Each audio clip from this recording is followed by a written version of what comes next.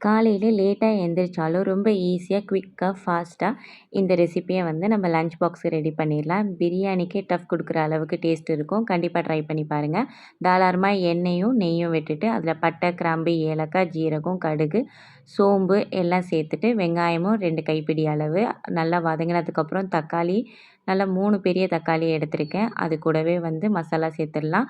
மஞ்சத்தூளு, மிளகாத்தூளு, கறி மசாலா எல்லாம் பச்சை வாசம் போனதுக்கப்புறம் 2 டேபிள் ஸ்பூன் அளவுக்கு இஞ்சி பூண்டு பேஸ்ட்டு அதுவும் நல்லா பச்சை வாசம் போனதுக்கப்புறம் அரிசி எவ்வளோ எடுத்திருக்கோமோ அதுக்கு அப்படியே டபுள் மடங்கு அளவுக்கு தண்ணி விட்டு தண்ணி கொதிச்சதுக்கப்புறம் நம்ம வாஷ் பண்ணி வச்சுருக்க அரிசியை சேர்த்து இப்போ லோ ஃப்ளேம்லேயே ப்ரெஷர் குக்கரில் 2 விசில் விட்டு எடுத்தா நல்லா பொல பொலண்டு சூப்பராக பிரியாணிக்கே டஃப் கொடுக்குற அளவுக்கு நல்லா லஞ்ச் பாக்ஸ்க்கு ஆப்டான ஒரு ரைஸ் ரெடி ஆகிடும்.